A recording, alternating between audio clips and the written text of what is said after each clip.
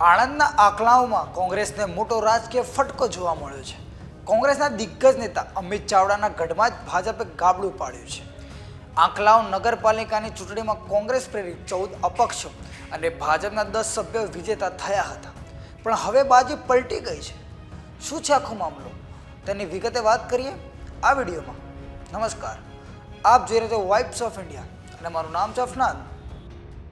આંકલાવ નગરપાલિકાની ચૂંટણીમાં કોંગ્રેસ પ્રેરિત 14 અપક્ષોમાંથી 5 અપક્ષો ભાજપમાં જોડાયા છે। આ પગલા સાથે હવે આંકલાવ પાલિકામાં ભાજપે બહુમત મેળવી લીધું છે અને સત્તા કબજે કરવાની તૈયારીમાં છે। આણંદના કમલમ ખાતે આ 5 અપક્ષોને ભાજપનો ખેસ પહેરાવી સ્વાગત કરવામાં આવ્યું। આ ઘટનાના કારણે કોંગ્રેસ માટે આંકલાવમાં રાજકીય સ્તરે મોટો ઝટકો લાગ્યો છે।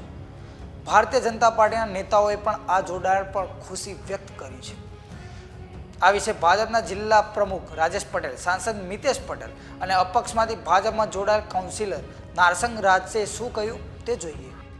આંકલાવ નગરપાલિકામાં જે અપક્ષ ચૂંટાયા છે એ મિત્રો ભારતીય જનતા પાર્ટીની વિચારધારા સાથે આજે જોડાયા છે। વિકાસના કાર્યોમાં એમનો સહભાગી બનવા માટે આજે Manubhai Jasubhai Rathod ward number 4, Narsangbhai Sardarsinh Raj ward number 3, Sitarabanuben Salimsha Diwan ward number 3, Gitaben Samantbhai Chavda ward number 1 અને પ્રવીણભાઈ કાંતિભાઈ સોલંકી વોર્ડ નંબર 1, આ 5 મિત્રો ભારતીય જનતા પાર્ટીનો ખેસ ધારણ કરીને આજે મારી સાથે અમારા જિલ્લાના સાંસદ ભાઈ શ્રી મિતેશભાઈ, ગુલાબસિંહભાઈ, હેમંતભાઈ, શ્વેતલભાઈ, જે કંઈ અમારી ટીમ હતી અને સ્થાનિક સંગઠનના સૌ મિત્રો આંકલાવ શહેરના આ સૌની હાજરીમાં આજે ભારતીય જનતા પાર્ટીની વિચારધારા સાથે જોડાઈ અને બિનશરતી ટેકો એમણે અમને જાહેર કર્યો છે। એ વાતનો આનંદ છે।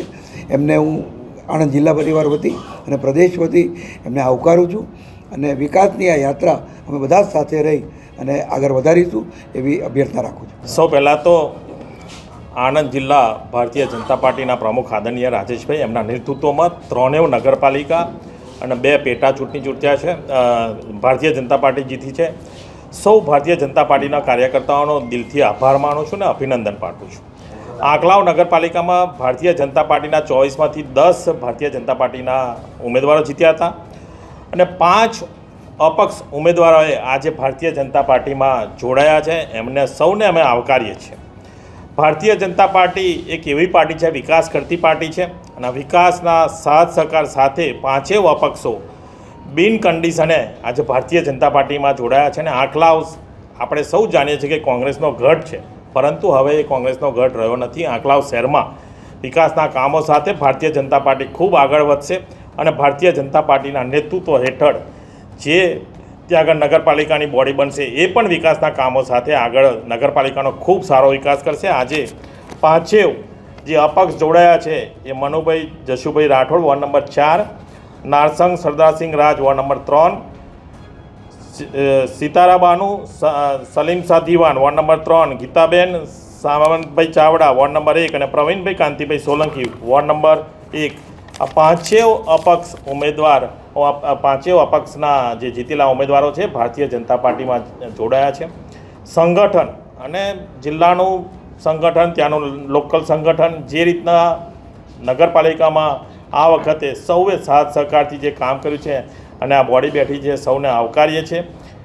આંકલાવ નગરપાલિકાનો વિકાસ ખૂબ ને ખૂબ આગળ વધે એવી એમની જે 5 અપક્ષના ઉમેદવારોની જે એ છે એમના વિકાસના કામો ભારતીય જનતા પાર્ટી કરતી રહેશે।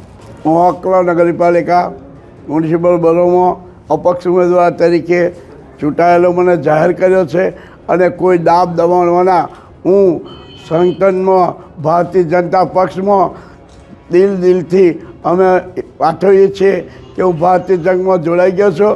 વિકાસના કામોથી સરકાર એના માટે અમે જોડાઈ ગયેલ છે। કેટલા લોકો જોડાયા હતા? અમે આંકલાવના 5 જોડાયા છે। 3 વર્ષ મનુભાઈ રાઠોડ, નારસિંહ સદાસિંહ રાજ, સીતારાબાનુ સલીમશા દીવાન અને ગીતાબેન ચાવડા 5 આંકલાવના નગરપાલિકામાં અપક્ષ ઉમેદવારો જીતેલા ચૂંટાઈ ગયેલ છે અને અમને આ સરકાર પર વિશ્વાસ છે કે અમારા વિકાસના કામો થશે એટલી અમને આશા છે। અમે કોઈ લોભ, લાલચ કે દાબ દબાણોના અંદર આવી ગયા છે તો આપ સૌનો હું આભાર માનું છું. આ રીતે આંકલાઓની રાજકીય ગણિતમાં મોટો ફેરફાર થયો છે. કોંગ્રેસના ગઢમાં જ ભાજપે ગાબડું પાડ્યું છે.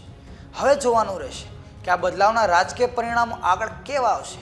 આ વિશે તમારું શું કહેવું છે અમને કોમેન્ટ કરીને જણાવજો અને જોતા રહો વાઇબ્સ ઓફ ઇન્ડિયા. આભાર.